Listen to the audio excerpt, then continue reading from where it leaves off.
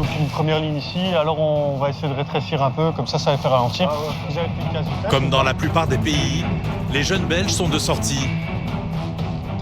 Bonsoir monsieur, police de la route, je vais vous demander des documents du véhicule ainsi que votre permis de conduire, s'il vous plaît.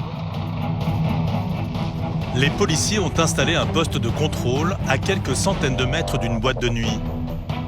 Vous soufflez fort dedans sans le toucher. Parfait. Pour le moment, les automobilistes ont tous été raisonnables. Jusqu'à cette voiture noire. Elle s'est arrêtée une centaine de mètres avant le contrôle pendant de longues secondes, avant d'enfin avancer jusqu'aux policiers. L'inspecteur principal Jason a tout de suite des soupçons. Forcément, quand une personne adopte ce genre de comportement, on se doute bien qu'il y a quelque chose de suspect derrière. Alors ça peut être soit la personne qui échange, le conducteur échange avec le passager de place, soit les occupants essayent de cacher quelque chose aux policiers. Et ici, en l'occurrence, je pense qu'on va plutôt se diriger vers ça. Dans la voiture, une bande de copains. Le conducteur ne semble pas dans son état normal. Tu prends des médicaments? Hein? Tu prends des médicaments? Non, aucun médicament, frère. Je prends pas de médicaments. Ça va, t'es sur ton nuage un peu? Non, c'est juste... C'est juste ça. Mais je parle à lui, pas à toi. Les policiers les font descendre du véhicule pour procéder à leur contrôle. Une situation que ces jeunes hommes n'apprécient pas.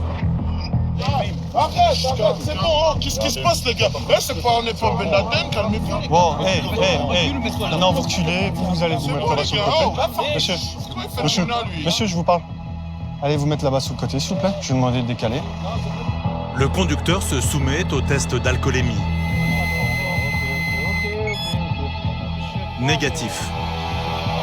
En revanche, celui pour détecter les stupéfiants s'avère plus intéressant. Positif cocaïne. Ouais. Et il est positif au niveau de la cocaïne. On va pousser un petit peu les recherches un peu plus loin. On a des petits indices qui nous laissent penser qu'il y a plus à trouver ici. Le contrôle est approfondi. Dans la voiture, un téléphone est retrouvé. Un modèle basique qui n'a normalement pas vraiment la cote auprès des jeunes, mais qui est souvent utilisé par des trafiquants de drogue. C'est à qui ce téléphone? À moi. C'est à vous? Ok. Pourquoi il y a un problème? Non, on trouve un téléphone, on va bien savoir à qui il est. Hein. Est-ce qu'il y a un problème avec ce téléphone? Directement. Right, Alpha, Voilà, c'est au conducteur. C'est le petit téléphone de... Ils sont tous connus pour tout. Les choses deviennent sérieuses. Le chien de la brigade canine entre en action et quand il aboie, c'est qu'il trouve.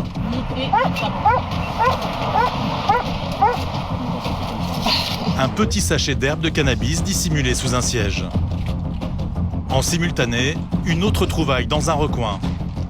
Jason, viens une fois. Il vient de retrouver une liasse de billets dans le faux plafond du toit. Nouvel indice que ces individus ont des choses à se reprocher. Donc c'était caché dans le faux plafond du véhicule. Donc le collègue a eu la bonne idée d'aller fouiller là au-dessus. C'est un toit ouvrant et monsieur avait été la glisser juste là. Donc on commence petit à petit à trouver ce qu'on cherche. Et la raison surtout pour laquelle ils se sont arrêtés un peu plus tôt. Il a trouvé les 2000. Soi-disant, il me dit qu'il y a 2000 € parce que demain, il va voir sa famille en France. Pourquoi est-ce qu'il est caché dans le faux plafond? Voilà, c'est ça. Et je lui dis, pourquoi tu les prends maintenant et les laisser chez toi? Tu ne sors pas chez moi. Voilà. Jason est policier depuis 15 ans. Il ne se laisse plus abuser par les mensonges de certains. 2000 € en billets de 50.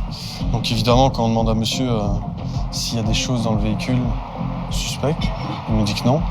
Puis après, quand il voit qu'on commence à trouver, les explications partent de nouveau un peu dans du n'importe quoi. Pour l'instant, on va continuer les fouilles parce que je pense qu'on n'a pas encore tout trouvé. On va encore procéder à une fouille complète des individus.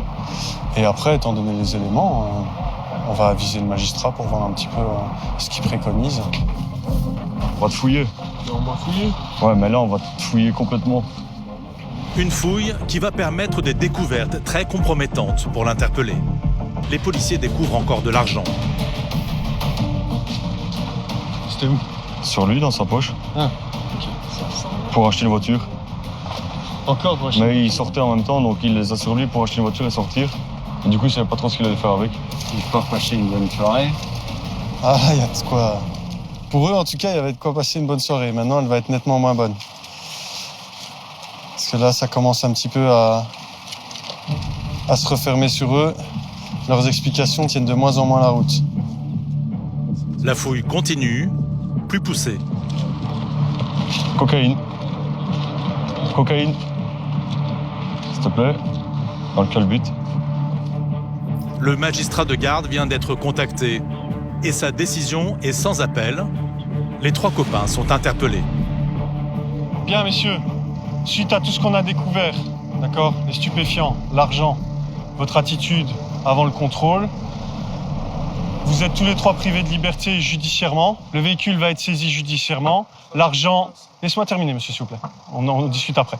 L'argent est saisi judiciairement également. Les stupéfiants, forcément, aussi. D'accord ? Et on va partir en perquisition chez vous. Alors que les individus sont conduits au poste, l'équipe de Jason ne perd pas une minute et se dirige directement à l'adresse du conducteur. À partir du moment où on découvre des indices de vente, on est dans le cadre d'un dossier de flagrant délit. Et donc on peut en tout cas partir en perquisition. Et ici, ça a été une demande du magistrat, c'est d'aller vérifier auprès des domiciles des suspects s'il n'y a pas encore de la matière et également de l'argent ou des armes, parce que bien souvent, tout ça va de pair. Le jeune homme logerait dans cet immeuble en périphérie de Mons. Sa mère et sa sœur sont présentes. C'est la police, vous voulez bien descendre s'il vous plaît ? Ah, descendez, je vais vous expliquer, madame. Et après de longues minutes d'attente, elles finissent par ouvrir aux policiers. Bonjour, je me présente, inspecteur principal de... Je viens chez vous en perquisition. Non, vous fermez pas la porte. Voilà, vos 2 fils ont été privés de liberté. Voilà, vous checkez ici en bas. Je vais vous montrer ma carte, venez avec moi. Lors de la perquisition, les policiers n'ont pas retrouvé de drogue ou de cash pour prouver le trafic. Mais tout de même quelques objets intrigants chez une famille censée vivre uniquement des allocations. Ouais, et édition limitée, 68/200. À mon avis, c'est des montres qui coûtent assez cher. Une personne qui travaille pas, je sais pas comment il fait. Les policiers en sont sûrs, tout cela cache un trafic de drogue juteux. Allez, let's go.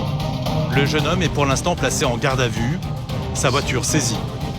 Il sera convoqué dans quelques semaines au tribunal pour détention, consommation, vente de produits stupéfiants et blanchiment d'argent.